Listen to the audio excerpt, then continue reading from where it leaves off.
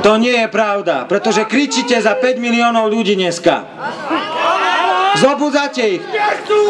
Štúr tiež začínal sám a vytvoril národné obrodenie. Takže dovolte mi. A ja ju chcem, preto s vami stojím. A ešte doplním vás. Dosť bolo ekonomického diktátu. Lebo toto, čo sa deje v republike, je ekonomický diktát. Takže dovolte, aby som vám prečítal, na čom sme pracovali.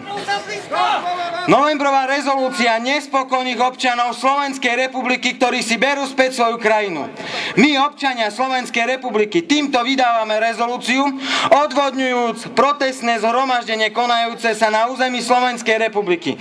A to v pamätný deň 17.11., nadväzujúc na dnešnú rezolúciu z 17.11.1989, kde neboli zaručené politické práva.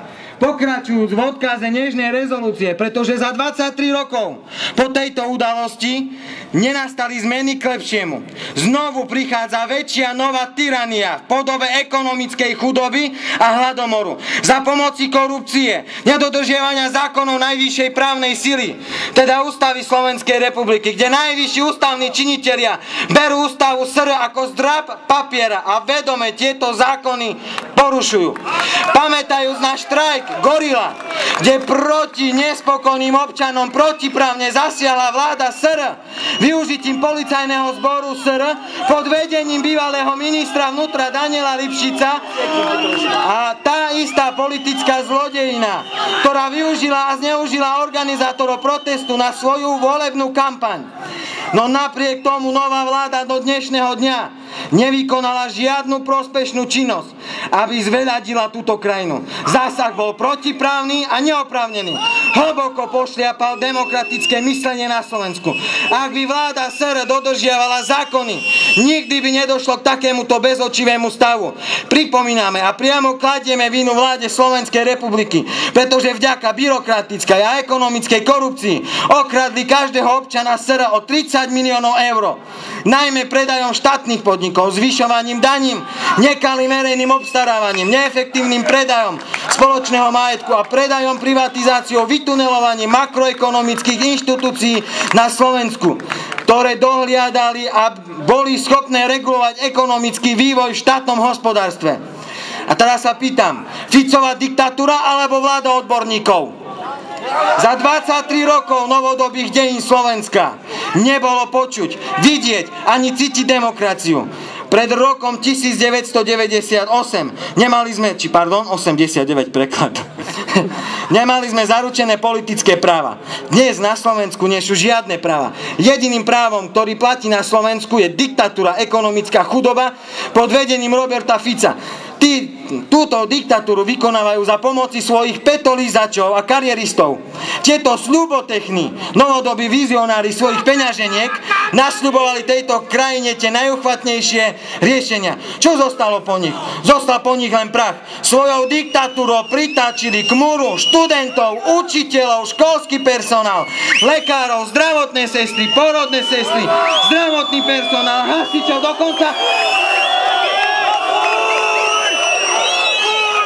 Dokonca využili aj policajný zbor pre svoju špinavú hru.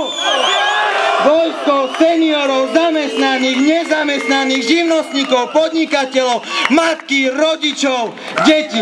Zapredal tieto duše, zapredal všetkých, pretože namiesto odbornosti hľadali si svoje financie. Nejde mu o blahobyt celého národa. Ide mu o osobný profit. Nepotrebuje múdrych, vzdelaných, šikovných ľudí, ktorí sú šťastní.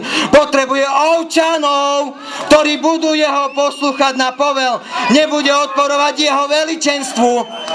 A keď nebude čo jesť, teraz vám chcem prečítať v rýchlosti, na čo táto vláda zabudla. Všeobecná deklarácia základných ľudských práv a slobôd vo vedomí, že uznanie prirodzenej dôstojnosti a rovných a nescudziteľných práv členov ľudskej rodiny je základom slobody, spravodlivosti a mieru na svete. Kde to je? že zneuznanie ľudských práv a pohrdanie nimi viedlo k barbarským činom, ktoré urážajú svedomie ľudstva a že vybudovanie sveta, v ktorom ľudia zbavení strachu a núdze budú sa tešiť slobode, prejavu a presvedčenia, bolo vyhlásené za najvyšší cieľ ľudu. No dodržuje sa to? Takže toľko to bolo k ľudským právam. A teraz, počúvajte pozorne, je to pre vás. Keďže zlyhali všetky demokratické spôsoby, ktoré zámerne potlačili a potlačate, ľudia viac nebudú ovčania. Využijú záchrannú brzdu. Existuje v každej forme demokracie. Je zakotvená v ústave, citujem, článok 32. Občania majú právo postaviť sa na odpor proti každému, kto by odstraňoval demokratický poriadok. Ideme ďalší bod. Ďalšia dôležitá skutočnosť, prečo máme právo sa postaviť na odpor pomocou odboja, ktorý nepotrebuje žiadne násilie, postačia mu len znalosti medzinárodného práva. Práva, kedy zlyhala demokracia. Uzrieme si...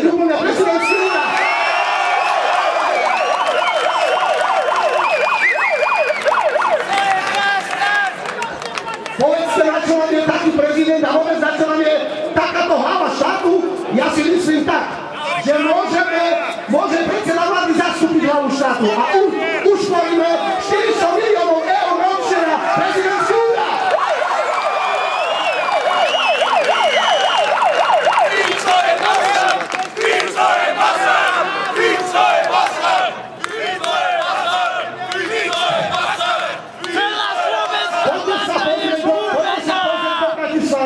Koľko je na Bratislavskom hrade služobníctva?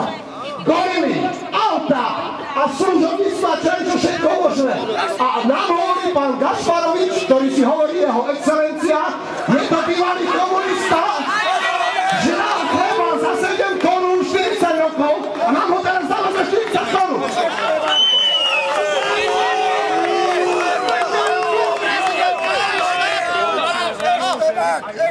Takisto navrhujeme poslancov znížiť, ako to Fico slúbil, ale nesplnil, na 50. Navrhujeme palác prezidentov a Národnú radu ako budovu dať múzeu ako postrach kapitalistického svinstva.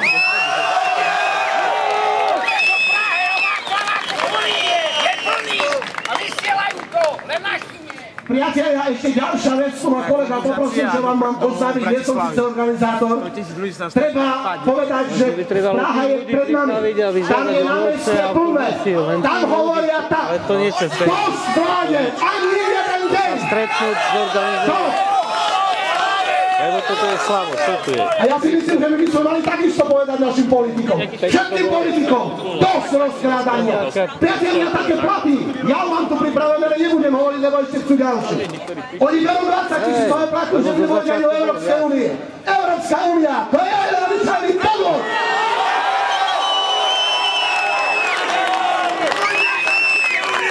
Priatelia, neverte poslancom Európskej únie a jej budúcnosti.